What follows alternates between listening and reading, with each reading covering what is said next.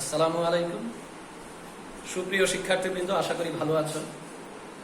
Kesharganj degree college কর্তৃক আয়োজিত online ক্লাসের এই পর্যায়ে আজকে এইচএসসির বাংলা দ্বিতীয় পত্রের সমাস অধ্যায়ের অব্যয়ী ভাব সমাস নিয়ে আলোচনা করার চেষ্টা করব। বোর্ডে লক্ষ্য করো।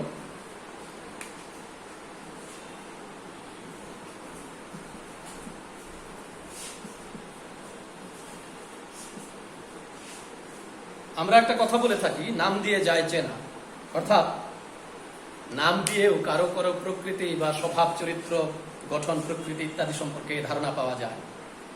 সেই কথাটা এখানেও প্রযোজ্য হবে। অব্যয়ী ভাব সমাসের নামের মধ্যেই অব্যয় কথাটা আছে। অব্যয়ী ভাব মানে হলো অব্যয়ের ভাব। যে সমাসের পূর্বপদে অব্যয়ের ভাব বা অব্যয় পদ থাকে এবং অব্যয়ের ভাবটাই প্রধান হয়, অব্যয় পদটাই প্রধান বলে প্রতীয়মান হয়, তাকে অব্যয়ী ভাব সমাস বলে। আবার বলি, যে সমাসের পূর্বপদে অব্যয় থাকে এবং অব্যয়ের অর্থই প্রধান বলে পরিগণিত হয়, তাকে অব্যয়ী ভাব সমাস বলে। এখন সমাস নির্ণয়ের ক্ষেত্রে আমরা যে ধরনের অব্যয়ের প্রয়োগ করি সেগুলো মূলত আসলে উপসর্গ। এবং আমরা একটা কথা জানি, উপসর্গের নিজস্ব কোনো অর্থ নেই। এরা বিশেষ অর্থে প্রয়োগ হয় অব্যয়ী ভাব সমাসের ক্ষেত্রে। প্রথম কথাটা হলো যে অব্যয়ী ভাব সমাসের পূর্বপদে অব্যয় পদ থাকে, অর্থাৎ অব্যয়ের অন্তর্গত উপসর্গগুলো থাকে, সেইগুলো বিশেষ অর্থে ব্যবহার হয়ে সমাস গঠন করে। সেই সমাসটা হলো অব্যয়ী ভাব সমাস। যেমন একটা উদাহরণ লক্ষ্য করি, উপজেলা। উপজেলা শব্দে এটা একটা সমস্ত পদ, দুইটা অংশ আছে। পূর্বপদ হচ্ছে উপ, পরপদ হচ্ছে জেলা। জেলা একটা অর্থপূর্ণ শব্দ, উপ হচ্ছে একটা উপসর্গ। এইখানে উপসর্গের যে উপসর্গ সে সাদৃশ্য অর্থে ব্যবহার হয়েছে। এটার বেশ বাক্যটা হচ্ছে জেলার সদৃশ। জেলা সদৃশ অর্থাৎ জেলার মতো জনসমষ্টি, ভূখণ্ড, প্রশাসন দ্বারা পরিচালিত একটা অঞ্চলকে উপজেলা বলা হয়। তাহলে এখানে আমরা জানি উপসর্গের নিজের অর্থ নেই, কিন্তু সে সাদৃশ্য অর্থে ব্যবহার হয়েছে। এটাই হলো অব্যয়ী ভাব সমাসের একটা রকম, যে উপসর্গ থাকবে এবং সে বিশেষ অর্থে প্রয়োগ হবে। উপজেলা, জেলার সদৃশ। উপজেলা, এখানে উপ সাদৃশ্য অর্থে ব্যবহার হয়েছে। আবার আরেকটা যদি আমরা নিই, উপবন। এখানে পূর্বপদ উপ, পরপদ বন, একটা অর্থপূর্ণ শব্দ। উপ হচ্ছে উপসর্গ। উপবন তাকে বলা হয় যে অংশটা বনের কাছাকাছি, অর্থাৎ বনের সমীপে। এর বাক্যটা হচ্ছে বনের সমীপে। সমীপে মানে নিকটে, কাছে। তাহলে বনের কাছাকাছি যে জঙ্গল অংশটুকু আছে, জংলা অংশটুকু আছে, সেটাকে আমরা উপবন বলে থাকি। মানে এইখানেও দেখা গেল যে উপসর্গটি নৈকট্য অর্থে ব্যবহার হয়েছে। আমরা জানি উপসর্গের নিজের কোনো অর্থ নেই, কিন্তু অব্যয়ী ভাব সমাসে তারা বিশেষ অর্থে প্রয়োগ হয়। আমরা আরো কিছু উদাহরণ লক্ষ্য করি।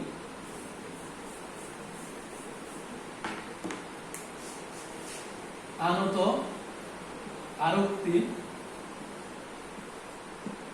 প্রতিদিন, প্রপিতামহ, দুর্ভিক্ষ, হা ঘরে, বেহায়া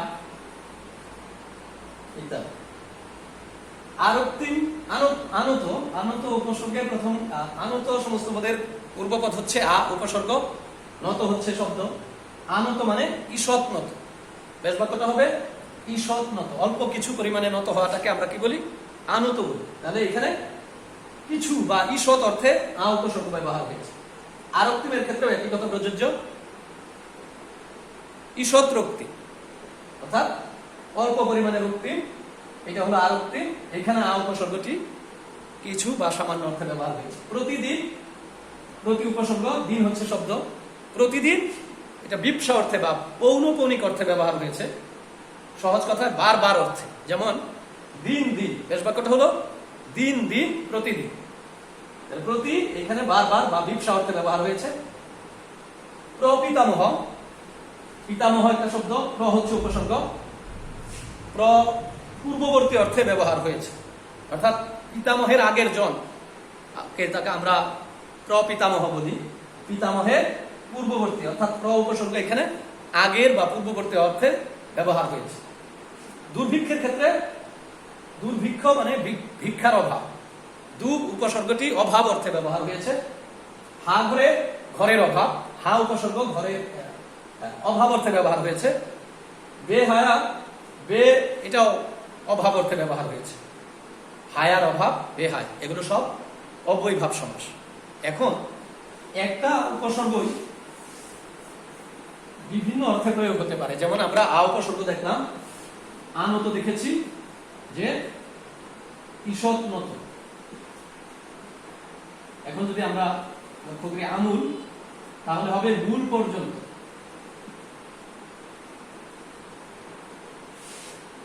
আবার যদি দেখি আলুনি, তবে কি লবণের অভাব। তাহলে এক আ উপসর্গ তিন জায়গায় তিন অর্থে প্রয়োগ হচ্ছে। এখানে আনত ঈষৎ বা সামান্য, আমূল এইখানে মূল পর্যন্ত অর্থে আ উপসর্গ ব্যবহার হয়েছে। আলুনির ক্ষেত্রে আ হয়েছে অভাব অর্থে, অর্থাৎ আ উপসর্গ শব্দ বিশেষে অল্প পরিমাণ, পর্যন্ত এবং অভাব এই অর্থে ব্যবহার হতে পারে। তো অব্যয়ীভাব সমাস বুঝতে গেলে আমাদের এই ধরনের উপসর্গগুলোকে বুঝতে হবে এবং কোন উপসর্গ কোন বিশেষ অর্থে প্রয়োগ হচ্ছে সেটা লক্ষ্য করতে হবে। এটা যদি আমরা অনুসরণ করতে পারি তাহলে অব্যয়ীভাব সমাস আমাদের বোঝা সহজ হয়ে যাবে। এখন এর সাথে একটু সম্পর্কিত আরেকটু বিষয় আছে, আমরা সেটা নিয়ে একটু কথা বলি। যেমন প্র উপসর্গ দেখে আমরা দেখলাম যে প্রপিতামহের ক্ষেত্রে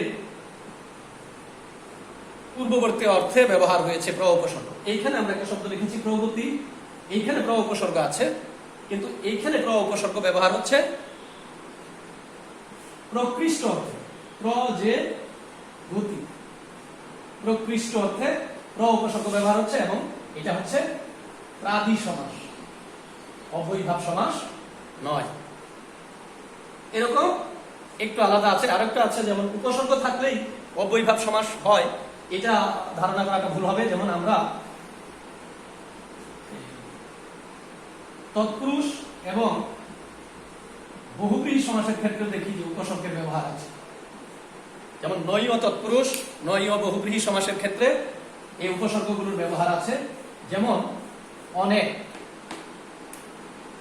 অনেক এর বাক্য হচ্ছে নয় বা ন এক, না অর্থে এই অ উপসর্গ ব্যবহার হয়েছে। আমরা এর আগে উপসর্গগুলোকে বিশেষ অর্থে ব্যবহার হতে দেখেছি। প্রগতির ক্ষেত্রে প্র উপসর্গকে নির্দিষ্ট প্রকৃষ্ট অর্থে ব্যবহার হতে দেখেছি। এই অনেকের ক্ষেত্রে আমরা লক্ষ্য করলাম না অর্থে ব্যবহার হচ্ছে। এখন এটা হলো নয় তৎপুরুষ সমাস। তার মানে উপসর্গ মাত্রই অব্যয়ীভাব সমাসের ক্ষেত্রে হয় তা নয়, নয় তৎপুরুষের ক্ষেত্রেও উপসর্গ ব্যবহার হয় এবং তখন বিশেষ অর্থ না হয়ে না অর্থে প্রযুক্ত হয়। তেমনি ভাবে নেই আশ্রয় যার অনাশ্রিত, নেই আশ্রয় যার অনাশ্রিত, এখানে এই অনাশ্রিত শব্দটা যদিও পূর্বপদে উপসর্গ আছে কিন্তু এটা অব্যয়ীভাব সমাস নয়। এখানে একটা ব্যক্তিকে বুঝিয়েছে, আশ্রয়হীন একজন ব্যক্তি, সেই জন্য এটা হবে নয় বহুব্রীহি সমাস, নয় বহুব্রীহি সমাস। অর্থাৎ উপসর্গ মাত্রই অব্যয়ীভাব সমাস নয়, উপসর্গ নয় তৎপুরুষের ক্ষেত্রে প্রযুক্ত হতে পারে, নয় বহুব্রীহির ক্ষেত্রে প্রযুক্ত হতে পারে। তো আমাদের মনে রাখবার বিষয় হলো অব্যয়ীভাব সমাসে অব্যয় পদ পূর্বপদে থাকবে এবং অব্যয়ের অর্থ প্রধান হবে। কিন্তু অব্যয় বলতে আমরা যে ধরনের অব্যয়কে জেনেছি, যেমন এবং, কিন্তু, ও, এগুলো নয়। অব্যয়ীভাব সমাসের পূর্বপদে মূলত উপসর্গগুলো ব্যবহার হয় এবং এই উপসর্গগুলো বিশেষ অর্থে ব্যবহার হয়, যেহেতু উপসর্গের নিজের কোনো অর্থ নেই।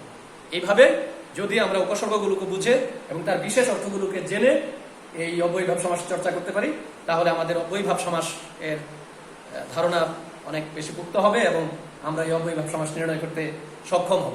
আরেকটা বিষয় এর সাথে যুক্ত আছে যে পূর্বপদে উপসর্গ থেকেও প্রাদি সমাস হতে পারে, নয় তৎপুরুষ সমাস হতে পারে, নয় বহুব্রীহি সমাস হতে পারে, কারণ এই ক্ষেত্রে উপসর্গগুলো বিশেষ অর্থে নয়, নির্দিষ্ট একটা অর্থে ব্যবহার হয়। তো এইভাবে আমরা সমাসের অধ্যায়ে এই অব্যয়ীভাব সমাসটা আলোচনা করলাম। এখানে যদি তোমরা অনুসরণ করো উপকৃত হবে, এবং আরো আরো বেশি চর্চা করতে হবে। কারণ সমাস চর্চার বিষয়, ব্যাকরণ চর্চার বিষয়, এটা চর্চা করলে ভালো লাগবে, ভালো লাগলে আনন্দ পাওয়া যাবে, আনন্দ পাওয়া গেলে শিখতে সহজ হবে। কারণ লেখাপড়াকে কখনোই বোরিং করে ফেলা উচিত নয়, এটাকে ভীত হওয়া উচিত নয়, এটা কঠিন। লোকজন বলে থাকে যে সমাস খুব কঠিন, সমাস শিখতে লাগে 6 মাস, এগুলো বাহুল্য কথা। সমাস যে সংজ্ঞা আছে, যে সূত্র আছে, সেভাবে অনুসরণ করলে, সেভাবে চর্চা করলে, অনুশীলন করলে সহজ। ব্যাকরণ আনন্দদায়ক একটা পাঠ। আমি আশা করি যে তোমরা এই আলোচনা থেকে উপকৃত হবে। পরবর্তীতে আমরা সমাসের আরো কোনো অধ্যায় নিয়ে, সমাসের আরো কোনো প্রকার নিয়ে তোমাদের সামনে উপস্থিত হব, এই প্রত্যাশা ব্যক্ত রেখে আজকের ক্লাস এই পর্যন্তই। সবার সুস্বাস্থ্য এবং দীর্ঘায়ু কামনা করে আজকের আলোচনা এখানে শেষ করছি। ধন্যবাদ সবাইকে। আসসালামু আলাইকুম।